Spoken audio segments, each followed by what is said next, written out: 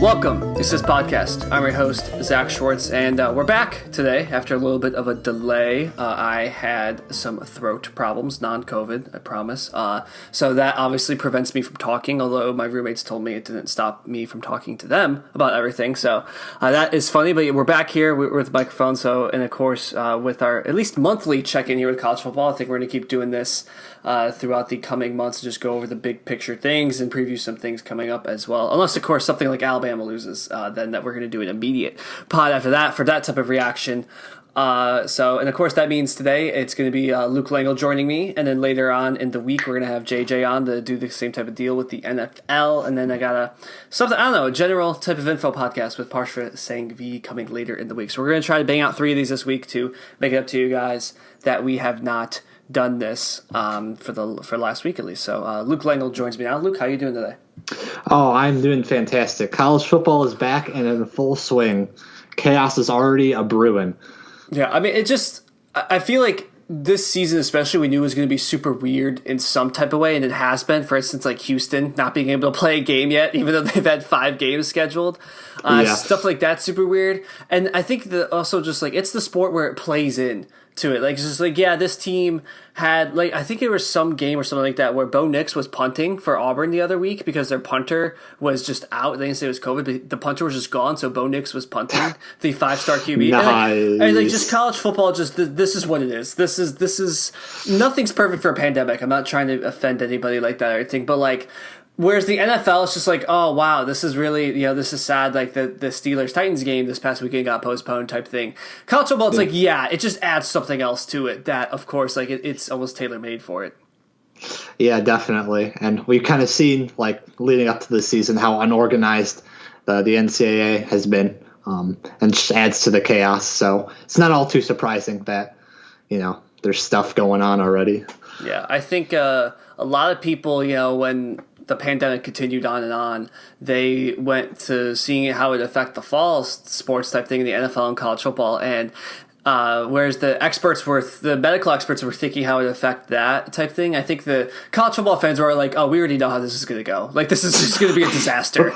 And for some schools, it really has been. It's really unfortunate for the people who have been affected. But also, I would say it's gone better than I thought. Some players have had to miss games. Games have had to be rescheduled and canceled. But in general, to my knowledge at least, I mean, the football has been played and it's been okay from that standpoint. And the football itself has been excellent. The quality's been great. So I think it's what we have, and I am thankful that we have it. That's for sure. Because my Saturday, I don't know what I would do on my Saturdays if it wasn't for college football coming back. Yeah, no, having a season is better than not having a season, and that is always a plus, especially in these times. Of course. And the last time we spoke, our beloved Big Ten, and many listeners Big Ten, based on the numbers that I see in the states that download this show, was probably going to play a spring season, and now they are back in about 2.5 weeks. So we're gonna do a little bit of a Big Ten preview as we promised last month that we would do if they come back in the fall. We'll do that a little bit later in the show, but first we're gonna cover kind of the multitude of storylines coming out of the last couple of weeks. The SEC 2 weeks in. The Big 12 is a round-robin dumpster fire, as it always almost seems to be. I mean, I feel like it's been exasperated very early on this season. So we'll talk about that. We'll talk about the SEC and the big matchups there, and SEC, of course, having 3 of the top 4 teams right now and stuff like that. So, Luke, with all of that being said, where do you want to start? I think we have to start with the Big 12, just like... Okay. Because I feel like that has the biggest implications on the college football playoffs. So okay. I say let's start there. All right, I'm gonna pull up the Big 12 itself because I don't even know who's lost to who at this point. So I remember you were on Oklahoma. I think I was on Texas just to shake it up, and we were both wrong. We were both incorrect. Very, very, very incorrect. So oh boy. Oklahoma. We'll start with them because they were the presumptive favorite. They were in the top 5, 6 in most polls in the preseason. We were just talking pre-show, just kind of I've been watching. I had never sat down intending to watch a full Oklahoma game the past couple of weeks, but at some point I checked the score. I'm like, oh my goodness, we have to turn this on. So after destroying Missouri State as expected, they played Kansas State at home. Of course, the Kansas State team that they lost to last year. They lost to them again, 30-35, and then they played at Iowa State in Ames last week. Again, if there's two teams that Oklahoma always seems to lose to, just not in the same season, it's these two teams. And Iowa State, they lose by 7 last week to the Brock Purdy-led Cyclones, who we're going to get to because they also have already lost in making this just, like I said, it's a dumpster fire. Oklahoma State's unscathed right now without their own struggles as well, though. Kansas State lost to Arkansas State and Iowa State, as we said. Those are your 2-0 teams in the conference. It might be Oklahoma State or bust for the Big 12, which is very odd. But just get back to the Oklahoma thing. I believe I saw a stat. This is the first time that they've lost 2 conference games since before we were born. That's 1999, at least for me. You were born in 98, the tail end of 98. That's right. Yep. So that's a shocking number. And I was just remarking to my roommate this past weekend, like, this is the first time I think I've seen Oklahoma out of the poll, and I would have to guess 5-6 years, just completely out of the AP poll. It's a shocking thing to see them as the same conference record as Kansas right now.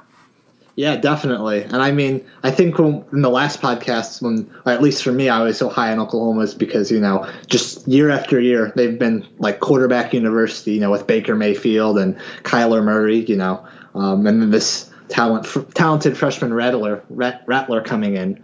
I just thought that they'd be able to, do it again with all the talent that Lincoln Riley brings in. But, I don't know if it was COVID to start, they didn't get spring practicing or whatever it was. But, they're not in the top 25. And it's so weird because they're always in the conversation for the college football playoffs. I wouldn't say they're in the same category as like Clemson or Alabama, but they're always in the conversation because they're usually the best team in the Big 12. Yeah. I look at the numbers now here, too, and I'm just using them to fill in based on what I've seen as well. Rattler doesn't look terrible. I mean, he misses some throws, but then again, he's a first-year starter, so I understand that. And a lot of times, like, even Jalen Hurts last year wasn't the most accurate thrower. I think one thing that's interesting is that Rattler's run 21 times for 16 yards, so under a yard per carry there for only 1 touchdown. So that's interesting just because he came in, touted as a dual threat as well. Hasn't been happening there. He's about to hit 1,000 yards. He's got 10 touchdowns, 4 interceptions. It's not horrible. He's been sacked 8 times, which is a little high typically for the Oklahoma team. So then I think it spins around as well back to the defense and not being able to get stops, all the time, because I think last year under Alex Grinch, the defensive coordinator, I believe he came from Ohio State, there was enough improvement to offset, sometimes just a fun and gun type of offense. Yeah. But this year it almost seems like there's been a regression, at least in the sense of getting key stops. In the end of these games, because they're close games, and all they need, is just one type of stop or one turnover type of thing, and they are -4 in the turnover ratio over 3 games as well. So if it's dumb luck like that, I mean, I don't know, but the fact that they're in 2 close games, Rattler's not playing terrible, it almost feels like, to me as well with Oklahoma, it's a type of team where it's like, a lot of times I feel like we've seen a lot of things coming up at like 3:30 on Saturday where it's like, Oklahoma escapes with a win in Lubbock, Texas Tech, somehow, but win by 3. And that right now, in the past couple of years, and they've been able to make the playoff off that, and right now it's just not happening. Because even last year when they made the playoff, I think you and I talked, we were both like, they're going to get destroyed. They got destroyed. So, and I would have thought a similar thing this year. It's just, I just think maybe that luck is going against them a bit. Yeah, and another thing I would say is that, like, their offense has been like, it's been like they've just been so high flying, and they rely so much on their offense to like outrun their opponent, outscore their opponent. And like you said, Rattler, he's not playing horrible. He's but for the expectation of Oklahoma, he needs to be playing like 5 touchdowns, 500 yards per game to give that horrendous defense a chance.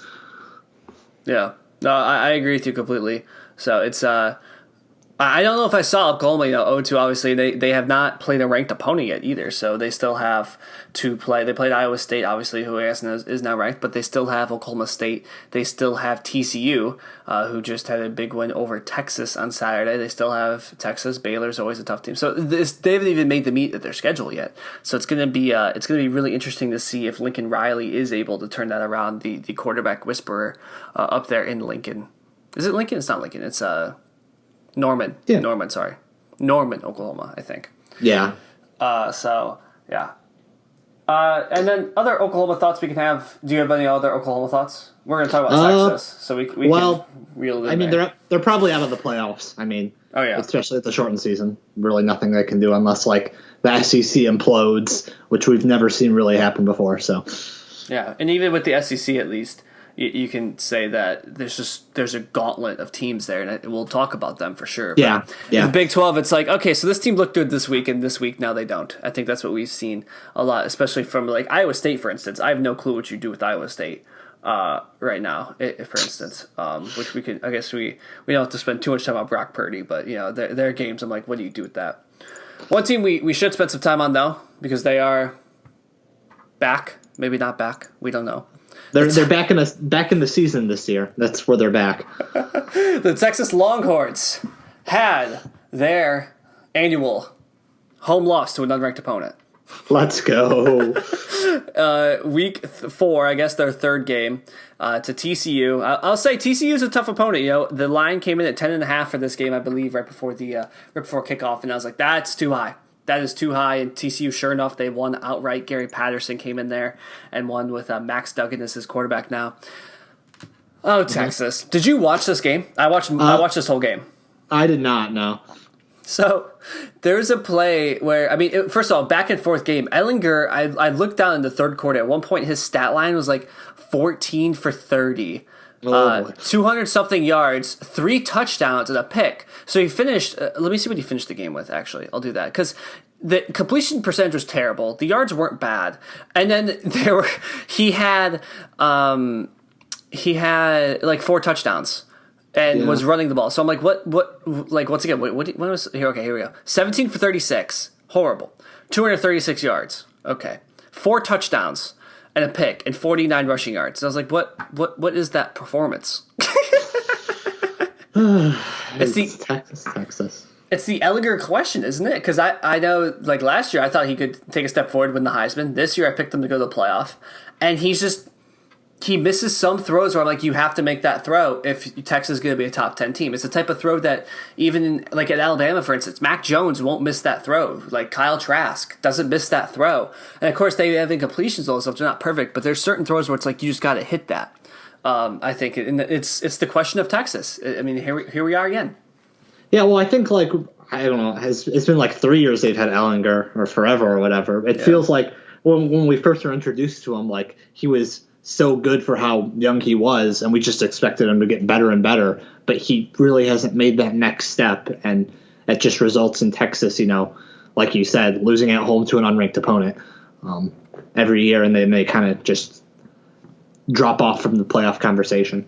Yeah, and Texas towards the end of this game fumbled at the 1 yard line. And TCU recovered and then ended up, working out to where they ran out the clock. So that's what I was mentioning. The game, like Texas came, their running back broke through for like a 70-yard touchdown, and the TCU guy, the fastest guy I've ever seen. Like the Lions need him right now in their secondary. I don't care who it is. I need to look up the number of him. Actually, he deserves a shout out because it's a type of effort play where it gets shown on SportsCenter late, but he saved the touchdown, and they won the game because of it. But I also want to shout out Max Duggan. He didn't have a touchdown in this game. He had 2 rushing touchdowns because he was injured at the beginning of the year. He came in halfway through the Iowa State game, actually, and came in and almost let it come back in that game as well. TCU lost by 3 a couple weeks ago. 79 rushing yards, 230 passing yards. I want to say he's a true sophomore this year. He started last year, up and down campaign. TCU right now, they're 1-1, 1-1 conference. With the roundtable I mean, they have talent, and of course Gary Patterson, good coach, and I think with Max Duggan going to be there this year and next year as well, it's going to be an interesting type of year for the Horned Frogs.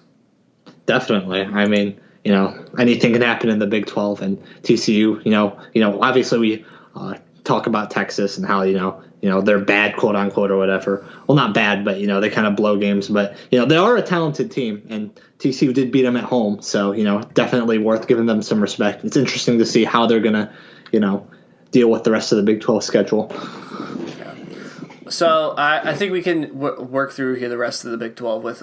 We should talk about Oklahoma State because they're the only undefeated team left in the Big 12. They're 3-0. They beat Tulsa 16-7, which doesn't sound that impressive, although I will point out Tulsa did just beat my beloved UCF Knights. So Tulsa may be a bit better than expected, and of course they were without Spencer Sanders. He got injured halfway through that game. Their returning starting quarterback beat West Virginia by 14, beat Kansas by 40 last week. Did Sanders come back last week? No, he has not come back. He has not come back yet. So Shane Illingworth in at quarterback now for the Oklahoma State Cowboys. Chuba Hubbard's looked okay, not Heisman worthy like maybe we thought he would be. Tyron Wallace once again okay, maybe not to the best, and I think part of that too is not having Sanders there. It's a solid team, I think we thought they'd be in the mix at the top. At least I thought they could be around there, maybe pull upset or two. But they need Sanders back, I think, to win the Big 12 for sure and beat the Sooners and the Longhorns. Yeah, definitely. They still got Iowa State, they still got Texas, and then Oklahoma and TCU to round out the season. So they still got a lot of road ahead.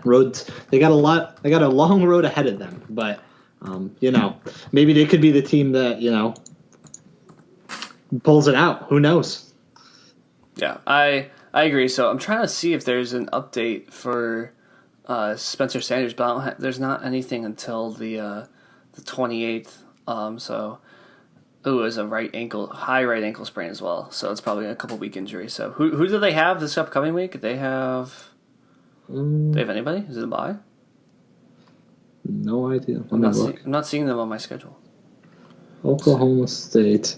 No, they're on a bye. And then they come back at Baylor. Okay, so maybe we'll see Spencer Sanders there for that Baylor game. At least get him healthy for the back half of the schedule, as you highlighted there. So who are you going to take? Right now, if you have, this could go so many different ways in the next couple of weeks as well. So by the next time we talk, early November, we could be like, TCU's just undefeated or something, or has gone undefeated in the last couple of games.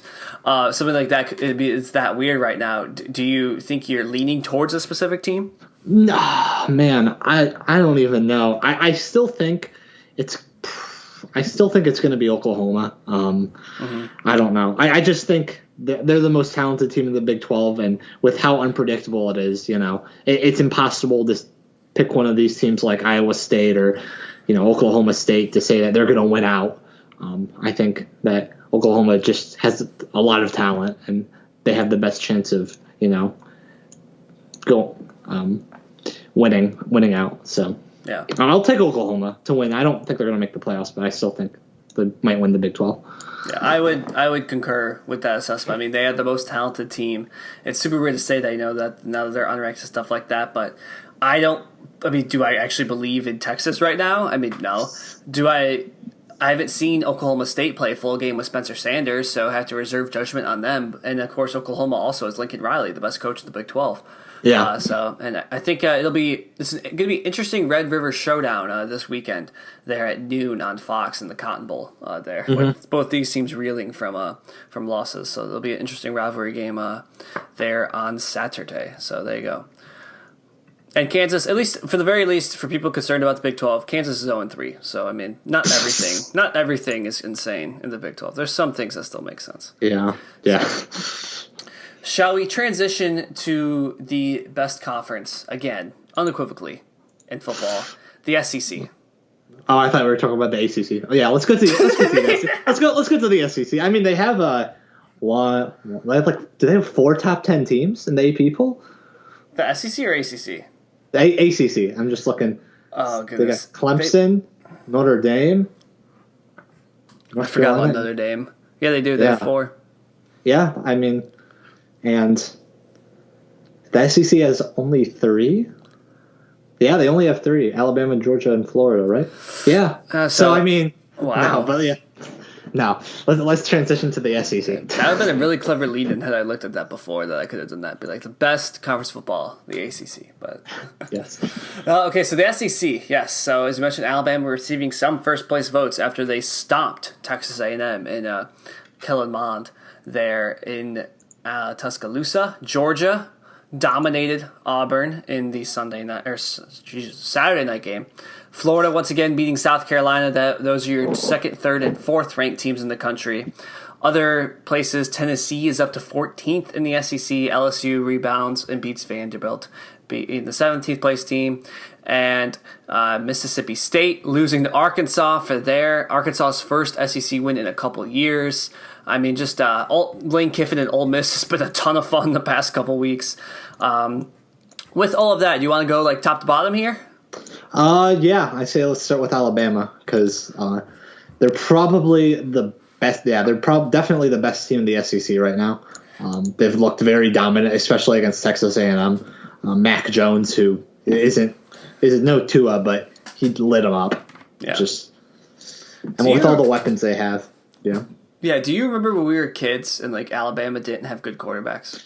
Yeah, and like when they would play LSU, it would be like 6-9. Yes. Neither of those teams knew the spread offense yet. Yeah,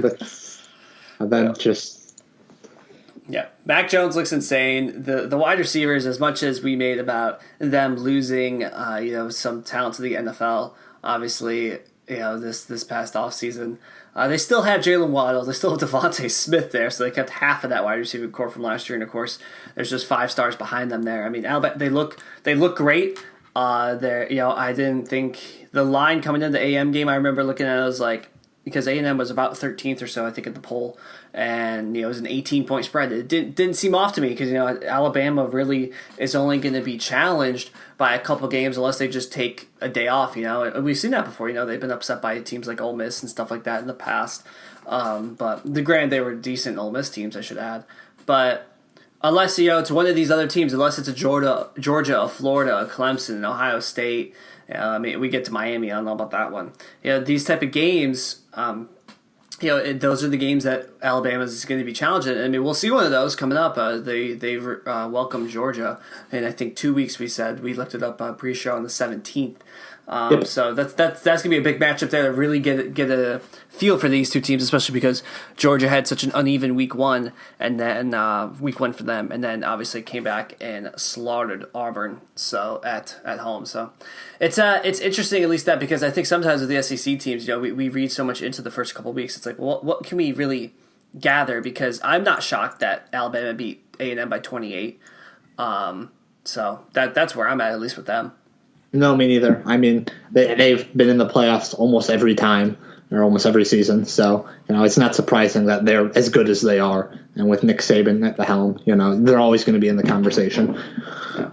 And Georgia, I think the same way. We talked about it. We knew there would be some quarterback trouble. I think that's why you and I weren't very high on them. We both picked Florida, right? Am I wrong on that? Yeah. So yes. Go ahead. Yeah, just as you can go. Georgia. Yeah. I was just saying, we did pick Florida. I was trying to remember. Yeah. So I think with Georgia, that they've had some issues at quarterback. We haven't seen JT Daniels like we suspected. So it turns out they have this guy named Stetson Bennett, which sounds like a made-up name generator. He put in for your Xbox name.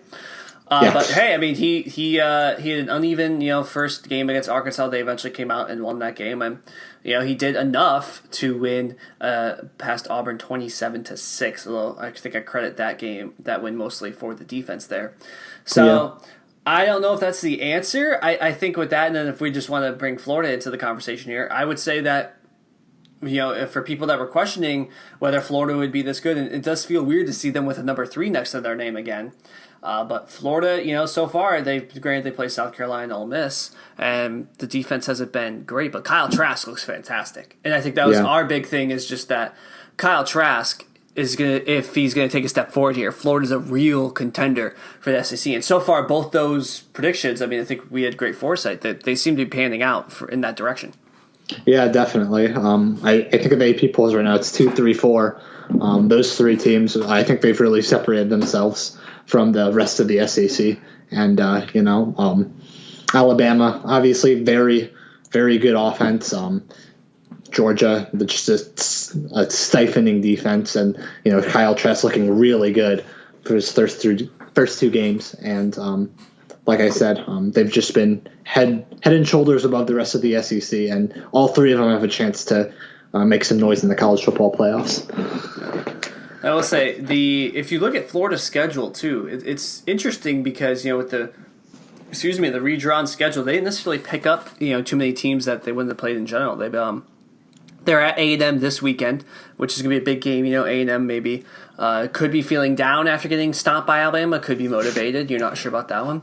Home to LSU. I mean, that's always those two teams despise each other. It's a big game. We've seen LSU win one, lose one coming up so far. Missouri, Georgia. That's the big one, November 7th.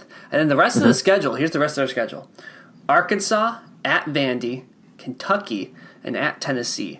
Now, Tennessee's 14th ranked, but personally, I see them as a back-end top 25 team. We can talk about them a little bit here as well, because they have a big game this weekend. That schedule sets up nicely if they can make sure, the A&M LSU, they don't get too beat up by those two games and come out with those, as favorites and get a W, then win the 50-50 against Georgia. I mean, the path to 10-0 or 9-0, whatever the number is there, I didn't count, is very clear, I think, for a Florida team that has high expectations right now. Yeah, definitely. I mean, they don't have to play Alabama. They have a very easy back end, like you said. And, A&M obviously coming off the beat down from Alabama, and LSU not being LSU from last year. I mean, really, it's just as long as they don't, have any, hiccups. It's really just the Georgia game kind of determines who that second team might be, assuming Alabama takes care of business. Yeah, I agree too. So that's going to be the big test. Obviously, despite Georgia's struggles at quarterback, I mean, their defense is just incredible again, as it always seems to be. So they might be the best in the country. So I think how Trask manages that Georgia game is going to be really key. Mm-hmm. Yeah, definitely. So, what other teams do you want to discuss in the SEC here?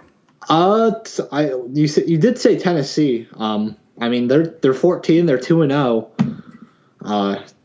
I mean, like you said, you think they're a back end top 25 team, but let's see who they play. They play Alabama and Florida and Georgia, so they play all three teams. They play Georgia next week, so I think it'll be interesting to see exactly what kind of team Tennessee is next week, because we'll get a chance to see how good they are.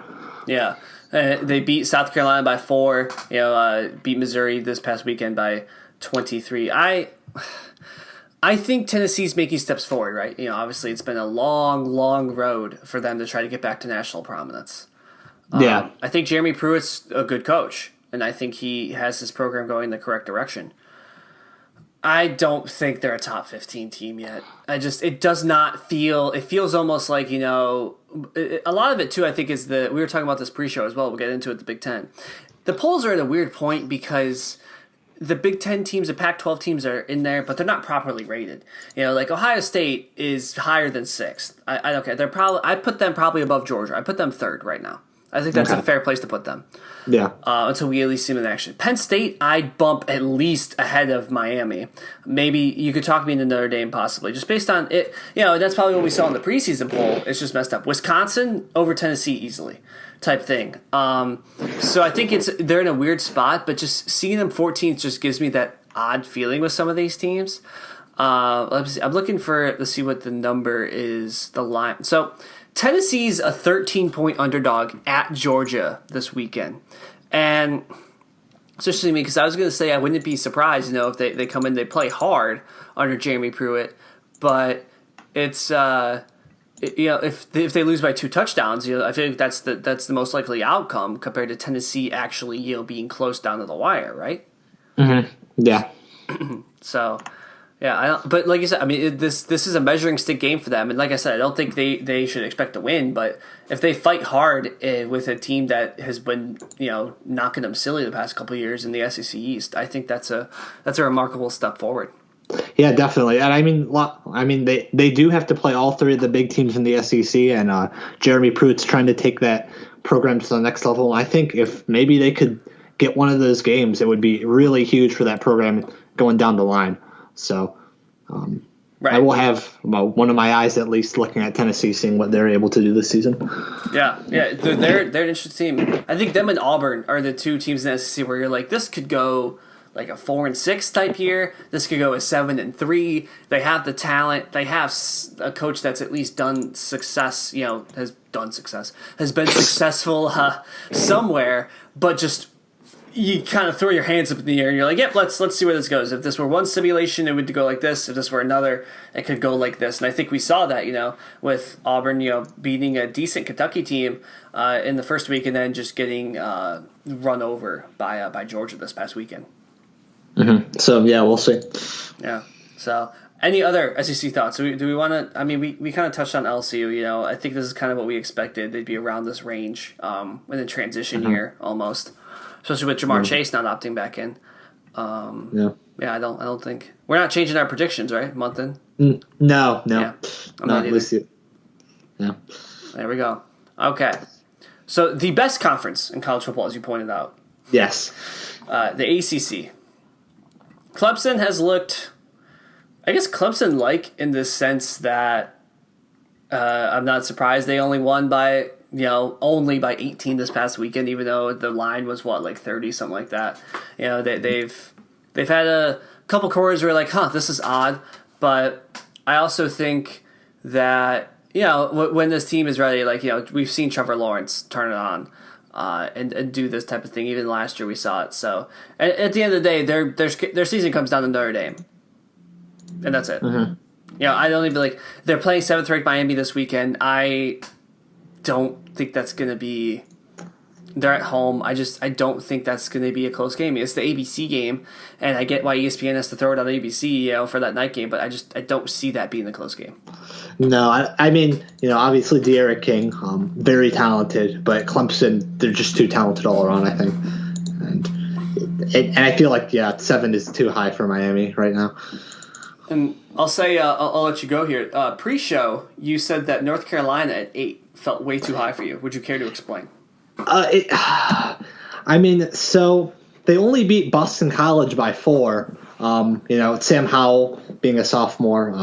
I think I said this last podcast. Quarterback is extremely important, but I'm just not. It just doesn't feel right for them to be obviously with the Big Ten and the Pac-12 not being properly ranked. I think I would feel fine with them in the mid-teens somewhere, but 8, especially with them only edging out Boston College, I'm not too sure. Right. And Mac Brown, that's his second year there, right?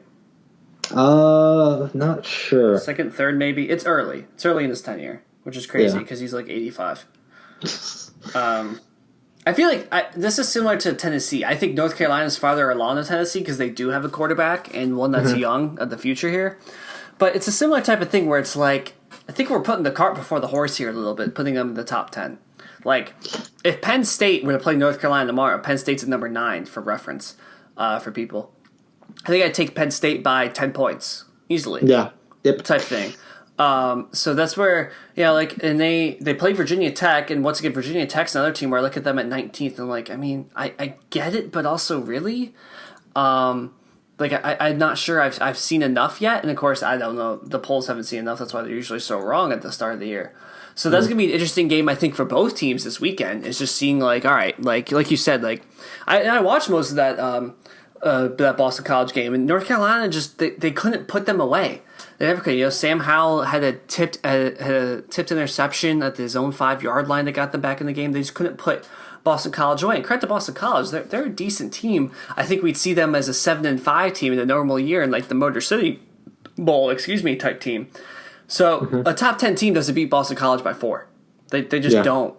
So I think to your point, that's a very good call out here. Just looking at these rankings and especially the ACC as well, because as much as the ACC 4 teams in the top 10, I don't think Miami's a top 10 team. I don't think North Carolina's a top 10 team. And eventually they play Notre Dame and Miami in back-to-back weeks here at the end of November. So that'll be really interesting to see them at least in that situation. Yeah, I think North Carolina and Miami, they're definitely going to make some noise with their really good quarterback play. But in regards to Clemson and by extension Notre Dame, who I think they have a lot better chance of beating Notre Dame. I don't even know if either of them play. Do they both play Notre Dame? I don't know if Miami plays it here. I'll pull up Notre Dame's schedule. So Notre Dame plays UNC on the 27th of November. They do not play Miami, so that would have to come in the conference title game if they do play. Okay, yeah. So I think those two teams can definitely make some noise, but I think focus is definitely going to be on Clemson and then Notre Dame.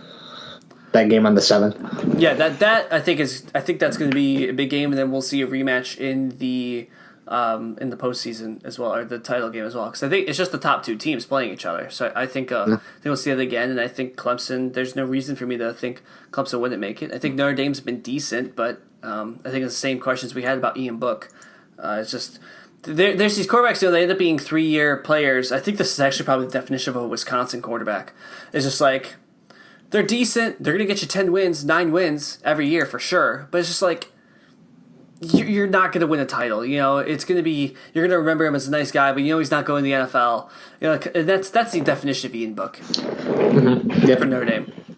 And I just think, I think I still think we see that a lot in college. And it's great. Michigan's had, I think Rudock for Michigan was like that. Has a couple quarterbacks like that. Ohio State used to have quarterbacks like that until they started just recruiting 5 stars out the woozah, the wazoo. That's how you say that, not woozah. That was bad. But and same thing with Alabama as well. To just touch on that earlier. So it'll be interesting to see if he can try to pull one against Clemson. I don't think they will though. Yeah.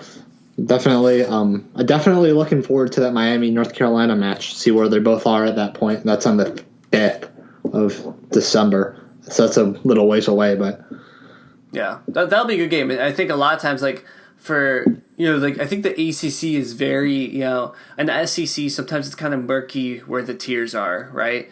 And in the ACC, I think it's very clear, like we said, like Notre Dame, Clemson are at the top. If you want to put Clemson in their own and then Notre Dame as 1B, that's fine.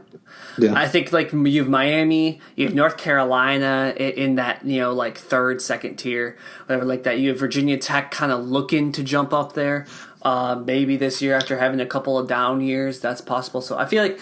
And I feel like usually, sometimes in the ACC, with Clemson on one side, one of those teams would just break through and play in the conference title game, and maybe get that exposure. But obviously, this year, with Notre Dame being the addition to the conference, I don't see that occurring. Yeah.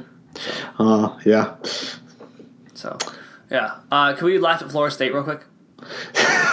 Oh, Florida State. I gotta say, being down here, I don't know anybody that goes to Florida State, but. Being down here and having people that do know friends that go to Florida State is hilarious. Just seeing it. They derive so much. I say Florida people who aren't Florida State fans derive so much pleasure from seeing Florida State struggle. Jacksonville State. Yep. They were down 21-14 at halftime. Yeah, and I mean I think there was some buzz for them being decent this year. I don't think we talked about them too long in our preview because we just didn't see the need. I didn't think they'd be this bad, but I also didn't think they'd be good, And I think they just benched James Blackman as well. I saw just before we hit the record button here. But, yeah, like I don't think we realized how bad Florida State actually was in terms of a program right now. And it's weird because it feels like, what was it? Did they win in 2011 with Jameis Winston? The title? Yeah, didn't they? I think it was more recent than that. I think it was 2013, 2014. It's just so weird. And now they lost to Miami 52-10. Oh man, yeah, just clobbered. Yeah. Oh, do you see who they're playing this week? Oh boy! And then they have to play North Carolina right after that. They play at Notre Dame this week. Dude. Oh my God. Whatever. I don't. I'm going to type it in now just so we have a number. But whatever the line for that game is, I don't care how big they make that spread. Just take Notre Dame. I mean, Norvell is Norvell back, their coach? Because he had COVID, so I know he missed the Miami game. Did he have to miss last week as well? I have no clue. Yeah, you've heard the term year zero, right? Like when you come in, the new coach comes in and it's just like, what is this? This is a year zero. This is just a lost. It's going to be bad on his like when they flash the graphic, it'll be like he's a 500 coach at Florida State, Norvell. But like, why is he 500 coach? Like, well, he went 1-9 his first year because it was just a horrible. Do they even have 21 points? Notre Dame. I think they're going to win by 30. I mean, goodness. Oh, that is 30 touchdowns. Wow. Yeah, I mean, and think about that. Florida State and Notre Dame, like you said, even 5 years ago, that this would be such a good game. We'd be looking forward to this. It'd be circled on the map type thing. Yeah. And now it's just we're laughing at it, and we should be, because Florida State has shown no competence of being a decent football team. And like I said, now they're – and this poor guy, what's his name? I just clicked on their team. Hang on. His last name's Travis. Jordan Travis. Starting his third quarterback of the season, Jordan Travis. Poor guy. It's like he's probably like, sweet, I'm starting this week. This is great. Oh, we're playing Notre Dame in South Bend. Never mind. I'm out. I'm out. I'm done. Sick day. I transfer? I'm sure a lot of those guys want to. Goodness gracious. Yeah. So there you go. Is there anything else in the ACC you'd like to cover? Virginia Tech's highly ranked, but I haven't watched them play. I can't say anything about them. No, neither can I. I think they're just all going to get a Thanos snap by Clemson. So yeah, typical year in that regard. Then yeah. So real quick, we're hitting the 40-minute mark here, so we're leaving just a good amount of time here to talk about a couple Group of 5 teams so we can hit the Big Ten preview and get out of here. So there's multiple Group of 5 teams that have actually really impressed. Cincinnati 11th in the polls, BYU 15, SMU 18 after their big win over Memphis this past weekend, which was a really fun game. And Louisiana, the Raging Cajuns, at 23rd off the back of beating Iowa State week 1, and so that's just a disaster of the Big 12 again. Who do you want to talk? And then UCF just dropped out, as we've mentioned, of the rankings because of a loss to Tulsa, unranked Tulsa at home, which I'm definitely not still upset about and questioning our coach and everything like that. So let's talk about Cincinnati, our chief rivals of the AAC. So far, they've taken care of business. Not super, impressive, a 35-point win against a FCS team, beat Army by 14. USF, who's another dumpster fire, by 21. So comfortable wins, but not, the flashy UCF score of 60-15, whatever. But they're 3-0. They're getting the job done. And, the meat of their season is coming up. They have a bye week this week. So do you have thoughts on the Bearcats? Like you said, they took care of business. Then they got 2 weeks, or 3 weeks, I should say, since they have a bye next week. They have SMU, who's also undefeated. Another Group of 5 team, like you said, is performing really well. And then right after that, they have Memphis, who, just lost, but still a very good team, a very good challenge. So the meat of their schedule is coming. We'll see if they're able to go undefeated. I mean, who knows? Maybe they'll be able to make some noise with the Big 12, imploding as they are. Yeah, especially with the Pac-12 only playing 7 games as well. So that, and again, the Pac-12 usually isn't in the playoff mix anyway. So that's another whole thing to discuss. So who knows? I hope so. I mean, I think, JJ did shoot me a text after the JJ Conklin, those of who I said's coming on. He goes to the University of Cincinnati. He texted me. I'll put the question on here. I'm sure he won't mind. He said, why can't I find it? Okay, so said, oh my goodness, it's no man. He was talking about something though. If I would rather have it says UCF play Cincinnati. If I'd rather have UCF beat Cincinnati, foregoing any chance of a Group of 5 team making the playoff, and then winning the conference, or if I'd rather just lose twice and have Cincinnati make the playoff for all Group of 5 teams. And I think I went with the conference championship game. He's selfish. No. I mean, I would take Cincinnati because before the Big Ten was playing, that was going to be my team I was rooting for since they have Luke Fickell. Right. But that's just me. That's just me. Good coach. Yes. So, we can expand this conversation to the rest of the AAC because the top of the American is very interesting right now. UCF was very highly ranked before losing last week, so the talent's still there to hopefully throw together a decent season. We have SMU now, as you mentioned, 4-0. Cincinnati's at 11, 3-0. Memphis played a very close game against SMU, actually came down from, I want to say, 24-3 and lost on a game-winning field goal. So I put them up there as well. So, and then SMU here, they play Cincinnati, don't play UCF. I know UCF plays both Cincinnati and Memphis, and so I think Memphis also plays Cincinnati as well. So we have a round table here thing going where it could almost be, very close, like one game difference, like tiebreaker type situation here, because we also are doing the type of set up for the conference championship game where it's just the best two teams in the conference. So I will say, if you guys are looking, if you're a Big 12 fan, tired of the Big 12, or you're trying to get into these other conferences, the top of the AAC is going to be very interesting this year, I think. Definitely. I mean, they have a lot of talent there, and people like to dismiss Power 5 teams because they don't play anyone. But looking at the AAC, if one of those teams like maybe Cincinnati or SMU is able to run the table, I mean, who knows? I mean, they'll definitely have teams that they can point to say this is a very good team that we beat, maybe not once but twice. So I think it's definitely interesting to keep an eye on the AAC. Yes, I agree. Now, obviously, we've seen in the past with these bowl games is that the big bowl games is that these teams have almost enough talent, to compete with some of the, not the best, but some of the better Power 5 teams, in the top 10, top 15 range there. So, I'll be interested in the hopes for this, and I just hope UCF can hold up their end of the bargain, because we have Memphis in 2 weeks, and the teams I despise in sports, Memphis is in the top 5 easily. I think, throughout my 3 years. I think it's, there's Ohio. This isn't an official order. It's Ohio State. I think it's Real Madrid. Memphis is up there. I don't really hate, the Packers. The Packers in the NFL, for sure. Okay. Nobody really in the NBA. Hockey, I don't like the Penguins. So I guess those are my 5 there. I don't know.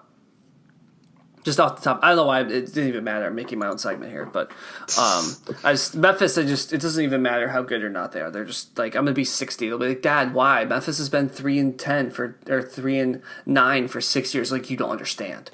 It's like, when I was 20. Anyway, when I was 20. When I was 20, I don't know if we make it through this pandemic. Goodness gracious. We'll see. Maybe okay. not. I think, though, before UCF all stuff, and the thing we share most in common is the Big Ten. And the Big Ten is such a fundamental part of Ohioans and Great Lakes regions, people's lives, It's nice to have it back. It's nice to have it back in some form, even though I think Michigan got hosed with the schedule. I hate it. And, of course, I had tweeted out, I think in July or August or whatever, I was like, I wonder, I asked a bunch of existential questions, like what happens when Michigan loses to Ohio State? This, like, who am I if they don't get to lose in November? Well, I'm going to get the opportunity. I think they're playing in December, but they are. They are. Yeah. But same difference. So, and okay, can I before we start, can I say something to you as the Ohio State fan to my Michigan fan here? Very reasonable. Go ahead. Let's say Michigan actually beats Ohio State this year, right? First time or whatever. Like, Ohio State's ranked. Like, it's a good game. Michigan actually wins. Yeah. All of the Ohio State fans in Ohio, when I go home, are just going to talk about COVID, and then it doesn't actually count. It's like the 2011 game because Ohio State went 6-6 that year, which I don't count that in my head because it's not the same. But it's not going to count. And then if Ohio State beats Michigan, it's going to be another one straight on the Ohio State fans tally. And I know I tell people I'm like I always have Luke on for these shows because Luke, he's a very reasonable Ohio State fan. There are times when I would have the party with Ohio State people coming over as kids, and you and I would actually sit next to each other, even though we both loved Michigan, Ohio State so much because we both respected each other. We're both like, you know what, he knows what he's talking about, type thing. He knows, he gets it. So, to me, what do you think of that theory? Because there's no way Michigan can win this year, even if they actually win the game. Well, okay, I disagree with that because I think the last couple of years it's been just a bloodbath. But in this rivalry, anything can happen. I can't remember what year it was, but I remember it was a really close game, and Michigan went for 2. Oh, and they lost. That was stressful. But I think anything can happen, and I think, but to your point of, if Ohio State does lose hypothetically and, people, they just won't talk about the game. I think that just happens in all sports rivalries. I'm a Steelers fan, if you guys don't know. And, if the Browns end up being the Steelers, I won't want to talk about it. I think it's natural that, if your team loses, you don't want to, you just kind of want to take cover or whatever. But so I think you're pretty spot on. And if Ohio State does win, it's going to be, oh, yeah, Ohio State's so good. You know? But I think anything's possible, especially with this COVID and this year. I mean, who knows? Yeah, I mean, anything's possible except Michigan actually winning that game. That's what I've learned. That's what I've learned throughout this. But yeah, so the Big Ten is coming back. It's an 8-game schedule. Starting on October 24th, ending December 12th with the conference title game following that. So that's going to be really interesting. So here's something that's nice. I remember this. I believe my last final is December 10th. So should people be in town, I think I will be home on the 12th. So we could have 4 years on old style get together. I may be home. It's a weird quirk of everything, as long as everyone tests negative for COVID. But it's something to consider, I think, in the next couple of months, possibly. Very exciting. It could be the first Michigan Ohio State game we've watched together in 4 years. Yeah. So that'd be interesting. Anyway, regardless, to get to the actual preview, I said we would start 5 minutes ago.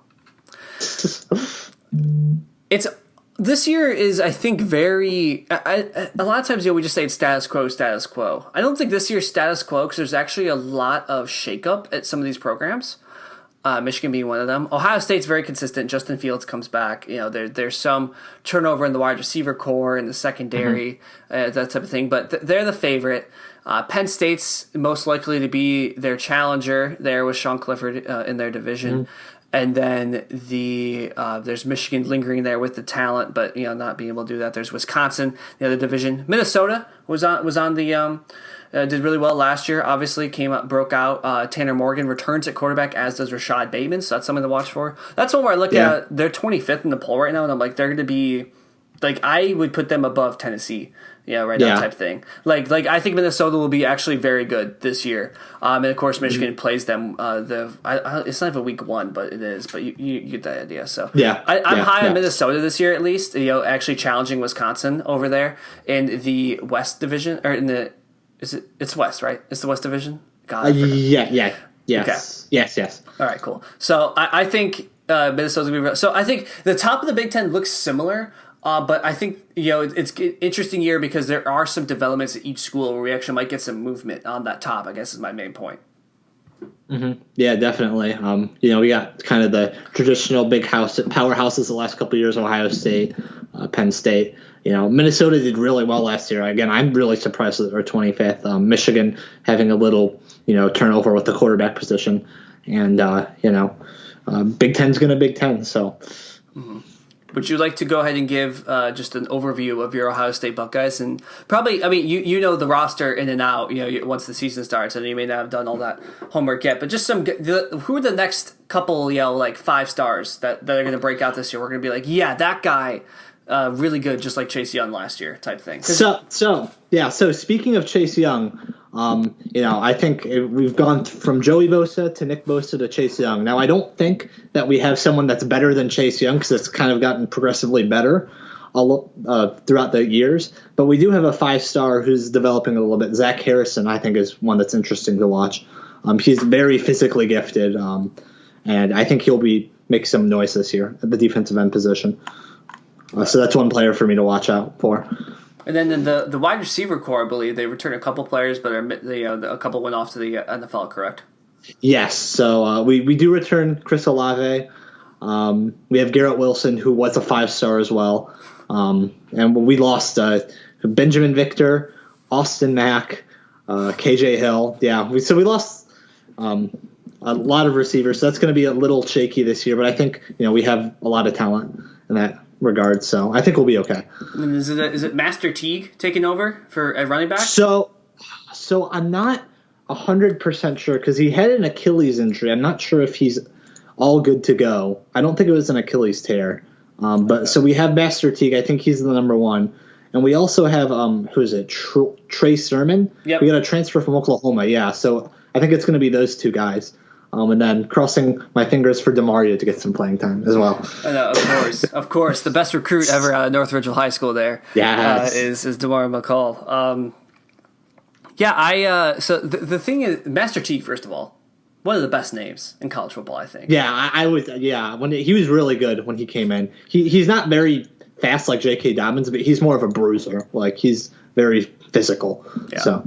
So I think just hearing all that, I think Ohio State, they're going to have a couple close games. They might even drop one just because of the weirdness of the season. But it would surprise me if they weren't, coming out of the Big Ten again into the playoff or into the Rose Bowl. I think the Rose Bowl is part of the playoff. Whatever the New Year's Six Bowl is for the Big Ten this year. I think Ohio State's a clear favorite, and I don't see any necessary reason to question that. So.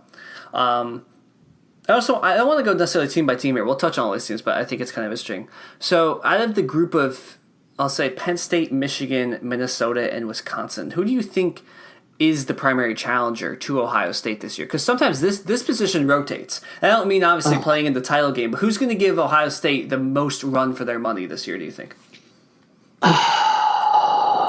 Well, so looking at Ohio State's schedule, we get at Penn State week 2. However, this is with COVID, so it's not going to be the same as it usually is. Usually I would be a lot more afraid of Penn State if it was normal because Happy Valley is just terrifying to play at. On and then Halloween, we get Michigan. Too. Just on Halloween as well. Yeah, that's extra spooky. Yeah, so then we do get Michigan. So I still think it's Penn State because we do have a chance to play them twice. Or no, we don't. Sorry, but I still think it's Penn State. I just think it's Penn State. Yeah. I think is Micah Parsons coming back for them? Did he opt back in? I didn't hear that he did. I thought I heard that he wasn't, but I'm not entirely sure. He's probably the best. He's not. He's not? Oh, man. So he's probably the best defensive player in the country. Probably. He's really good. So, but they have Sean Clifford coming back there at least at Penn State. Yep. So, and James Franklin, very solid program building as well there at Penn State. So, I love how sports fans we do this, especially over so many years, and especially in leagues like the NFL divisions, like in college football conference play. For me, it's in soccer, Big Two for Barcelona. I'm like, Katie will be like, this team's like 10th on the table. Why are you worried? I'm like, because we always play bad. Like something weird always happens against Bilbao. Like it just happens. Like it's just the specific thing. And one of those things is like, on Halloween in college football, weird stuff happens more than normal. So, everybody kind of looks at the calendar, who are we playing then? And at least for Michigan, I'll say, it's Michigan State. I'm like, great, we already lost. Oh, boy. Pencil in, it's an L. It's a Michigan State team that's not going to be ranked. It's an L. I know it. I'm waiting for it. So, it is crazy. You're right, though. I mean, the crowd not being full in Pennsylvania is going to be a big deal for Ohio State. So, I think I'm with you with the Penn State thing. I think the Micah Parsons thing hurts, so I'll be curious to see their defense. My secondary answer would be Wisconsin, just because we've seen largely that same team, and we know Wisconsin almost counteracts Ohio State's game plan in a lot of ways with their and they nearly did in the conference championship. Yeah, last year. Yeah, and Wisconsin's the one team I think too where. In the Big Ten especially, where they have their own identity to the point, they play Ohio State and they don't make adjustments. They make adjustments probably in defensive ends type of thing, with tendencies, but in terms of their style, we are going to play our offense, you have to adjust to us. And a lot of teams, I don't think, have that. They see the Goliath that is Ohio State, and they have to build a specific thing around that.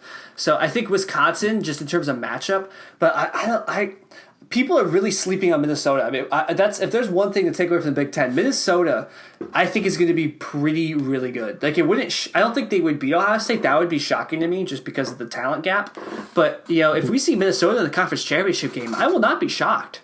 And let me. No, I mean they were very close. I mean, I think it came down to them versus Wisconsin last year. I don't remember the schedule. So they play Michigan. Their first week, and this schedule. I mean, I'll run through their schedule real quick, just for just so you can hear. Michigan home, so that's a good game. At Maryland, that's a W. At Illinois, W. Home to Iowa. I'd be much more worried if that was in Iowa City. Yeah. Home to Purdue. At Wisconsin, so that decides the division. Home to Northwestern. At Nebraska. I mean that's an easy. I think 7-1, 6-2. Yeah, could be 8-0. I mean, so. Yeah, it's just that Michigan and Wisconsin game, really. Yeah, so I think I'm pretty high in Minnesota. I don't know what to make of Nebraska either. Again, another thing. It's just another traditional team. So, man, Can I get into my concerns about Michigan? Yeah, go for it. Go ahead. This schedule kills me.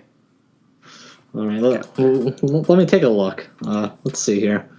Yeah, Minnesota, Wisconsin. Oh, yeah, that's a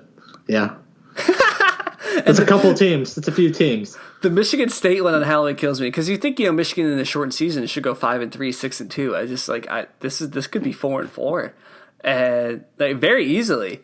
They almost beat Penn State last year. Came very close within a drop. Ohio State. We chalk up probably an 80% likely an L.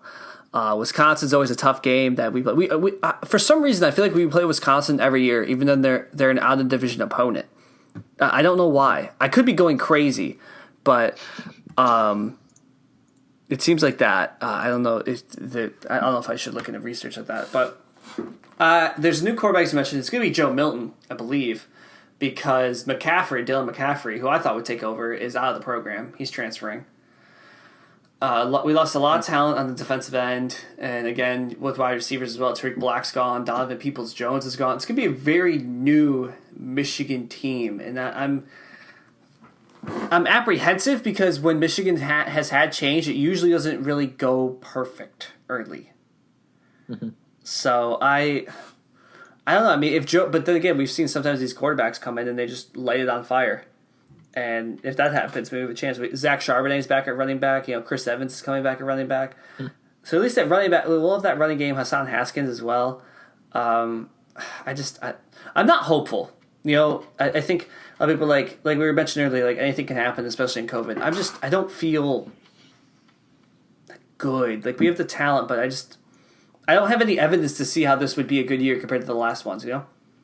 Well, I mean, I think the biggest thing for you guys is because you really haven't had a great quarterback, and I think that's really hurt you, like a consistent quarterback. And I think when you talk about some of these good teams, bar Wisconsin, who will just run the ball no matter who's at quarterback. Sean Clifford. Who's the guy at Minnesota? His name is slipping me. Tanner Morgan. Tanner Morgan, yeah. So they have established quarterbacks. I feel like Michigan's kind of lacked that. So if you guys can get an established quarterback, obviously it's going to be hard to get someone like Justin Fields, but I think you guys could pull out some of these wins.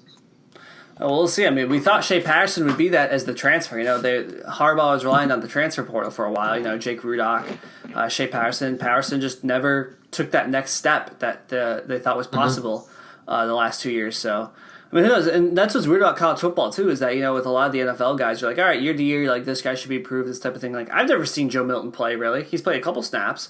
But, he's a former 4 or 5-star recruit type thing. He can just come in and he could light it up. That's just how this sport works. So you're right. It is a one quarterback away thing, but it's year 6, 7 of Harbaugh. And I'm just, it's got to come soon. And I'm not one of those people that think we should get rid of him. I want to point people to the Brady Hoke era to think about, in the Rich Rod era, to think about how this can go wrong and how, 8, 9 wins every year isn't the worst thing in terms of program stability, i.e. look at Florida State this year type thing. But, I mean, that next step, it's close to being there. They were so close to the playoff the 1 year. Choked at Iowa, lost an OT to Ohio State back to back, killed it. So it's almost been there, but I think you're right, and we'll see if Milton's going to be the answer. He's a junior, so we'll see if he's it, or McNamara is also the other option as sophomore. So I'm not too hopeful. So I think last year, I came in excited about Michigan's year. This year, I think I've learned my lesson. I mean, we'll see. And another team I think is kind of interesting, who we haven't talked about yet, is Indiana. I'm looking at their schedule from last year. So they were 8-5, so that's including the bowl game. So their record wasn't fantastic, but they played at Penn State and they only lost by a touchdown. And their bowl game, they only lost by 1. I mean, it was to Tennessee, but with Peyton Ramsey coming back, I'm interested to see if they're able. I'm going to look at their schedule too. I don't know. They're an interesting team to me. So they play Penn State, Michigan. Ooh, they have a tough schedule, but I think they're going to cause more noise than people think. Indiana's been steadily improving for a while. Yeah, I think the Big Ten has noticed it, type thing. And I think the difference between them and some of these other programs that get more headlines is that they haven't pulled off that one big upset. Like you said, they haven't pulled off the top 10 upset at Penn State that some schools do, and type of thing. Or the Ohio State or the Michigan when Michigan's in the top 15. So I think it's a very good call out, actually, that this, if you're following that steady progression, last year made the bowl game, got over 500, and a couple games over 500. This could be the year where that part of the program breaks through, and there starts to be some notoriety there. I think that's a great call out, actually. Now that I think about it. Yeah. They have the opportunities. I mean, they play 4 ranked teams coming in, and I'm interested. I wouldn't be surprised if they beat one of those ranked teams, one of those big teams. Yeah, I would agree with you. So, especially like you said, with all the stuff happening right now, Peyton Ramsey played really well last year for them. So yeah, I'm with you on that one, and I think we are picking Rutgers to go 0-8, correct? They play 8 games, so I think so. Yeah, yeah. So I'm gonna go 0-9. They're probably gonna lose somewhere else. I don't know. They'll schedule a game just to try to get one win, and they'll lose again. Poor Rutgers, man. Yep. That when the Big Ten added Rutgers and Maryland for the recruiting interests and stuff, the marketing stuff, it has not panned out. They're both awful programs. Yeah, I don't even know what. Yeah, they're just terrible. Like I don't think the trade ACC them for Cincinnati. Yeah, I mean, I wish. I don't think they think the AAC would take them at this point. I mean, actually, no. Rutgers hurts our brand. Yeah, exactly. Yeah.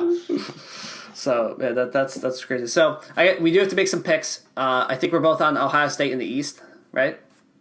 Yes. And then I'm going to go with Minnesota in the West. I'm going to also go Minnesota. I do like Minnesota. I think they were very good last year, and yeah, I'm going to go Minnesota. I was very, very excited. Yeah. We like talked ourselves into them throughout the pod. I think the default is to take Wisconsin, but we're both like, man, Minnesota, like, we both talked ourselves into that. So that was nice bonding there. I will say too, I was listening to my college football podcast, A Solid Verbal. I think if you like the college football episodes we do here, you should go listen to it. It's a great show. It helps me. It gives me a lot of information. They mentioned that the Big Ten is doing an interesting thing on Conference Championship weekend. They're not doing just the Conference Championship. They're doing 1v1, 2v2. And then 3v3 all the way down the division to get an extra game. So I guess Rutgers can go 0-9. Sorry, I dismissed that out of hand. So Rutgers will go 0-9. Actually, they'll lose to who's gonna be the worst team in the East or in the West? Illinois, maybe Northwestern, Purdue, maybe. So it will go 0-9. So you were right. Yes. But I think that's really interesting. So we'll get Ohio State versus Minnesota, something like that. Maybe I think I'd go Penn State, Wisconsin next. And then, I don't know, Michigan, Iowa. Like, it's going to be interesting to see that down the line of just because a lot of times this conference has had an imbalance with the East versus the West. But sometimes the West has more depth. So I think it'll be interesting to see, I don't know, Nebraska against Indiana, something like that on that final day for that 9th game. Well, I do wonder, too, because that could have some interesting implications. Because say, for example, Ohio State loses to Penn State, and they end up not going to the Big Ten championship, but they do play that 2v2 game. Penn State loses, and Ohio State absolutely blows someone out of the water, and other stuff happens. It's possible that maybe the Big Ten champ doesn't get in, and someone else from the Big Ten does, because they're playing that extra game against a very quality opponent. So right, no, I agree. It's another chance to show how good they are. Yeah, I agree with you. So it's an interesting thing. I really like it, and I'm glad they have that wrinkle. And yeah, I think you're right in the sense that it provides a certain. It's another data point, obviously, because I think these SEC teams are playing 10 games. I think the ACC's 11, Big 12's around 10. So getting at least to 9 will be a big deal for the Big 10 in that sense as well.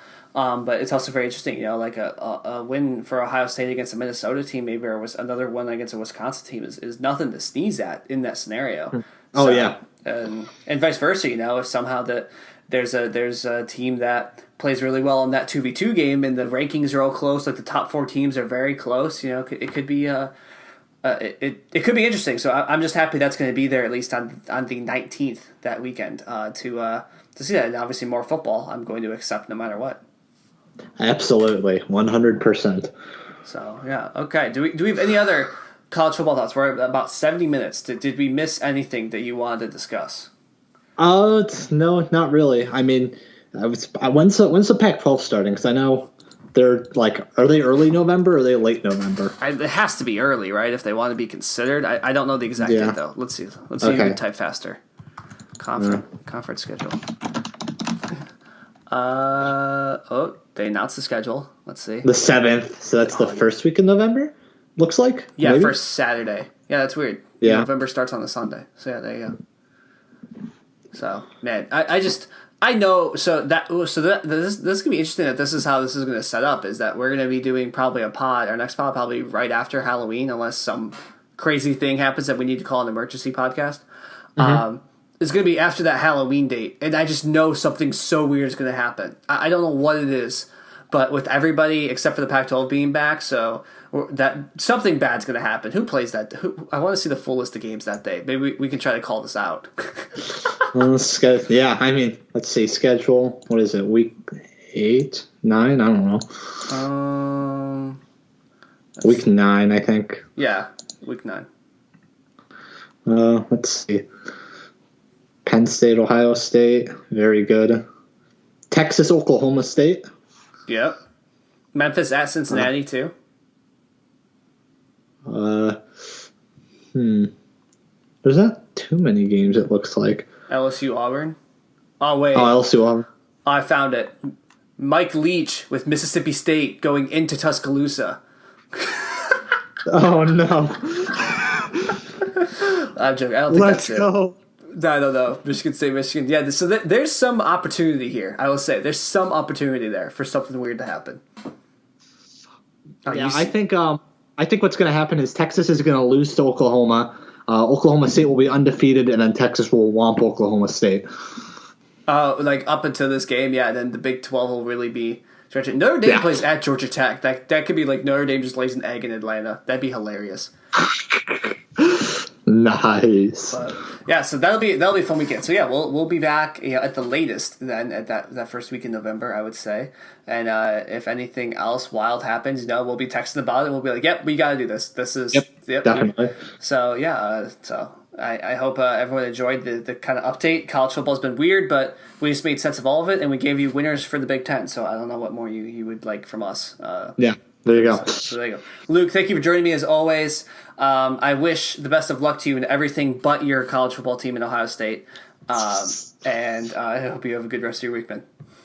I will try. Good luck to college football, not Michigan, though. I hope they lose. I hope they go 9 like Rutgers.